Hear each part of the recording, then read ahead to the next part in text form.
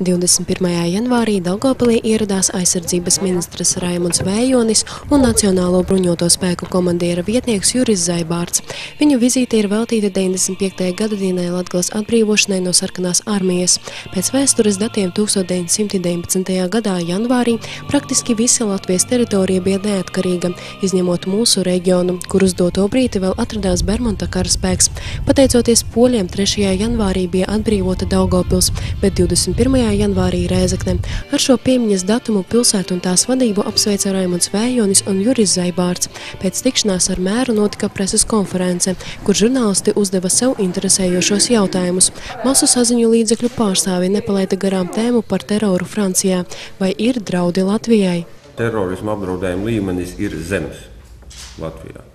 Bet kā jau teroristiskās organizācijas darbojās visā pasaulē, un arī pirms pāris nedēļām tie notikumi, kas bija Parīzē, viņi notika pietiekami strauji un tie līmeņi var mainīties. Bet, kā jau es teicu, pašreizējā brīdī terorisma līmenis, iespējamības līmenis Latvijā ir zemes. Novērot situāciju pirmām kārtām vajag policijas darbiniekiem, bet ja būs draudi, Nacionālie bruņotie spēki ir gatavi pieslēgties jebkurā brīdī. Mums sadarbība un kopējas mācības ar drošības policiju notiek jau krietni regulāri un krietni sen atpakaļ, tā ka sadarbība drošības policija mums dažādās jomās ir izveidota. Tā kā sadarbība notiek.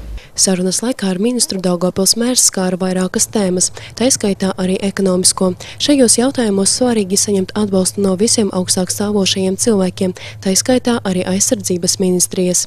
Mēs apspriedām mūsu attīstības programmas, iespējamos finansējumus un viņu atbalstu valdības līmenī. Protams, ka atsevišķi runājam par tiem uzdevumiem, kas jārisina sakarā ar situāciju lokomotīvu remonta rūpnīcā.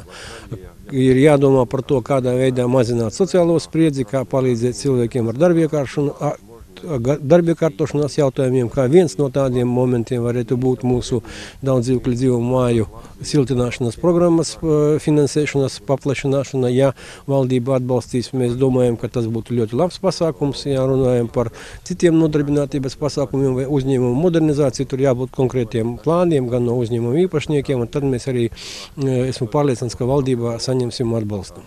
Raimunds Vējonis solīja atbalstīt šos projektus. Pēc ziedu nolikšanas pie Latgales atbrīvotāju pieminekļa ministrs devās uz Rēzekni.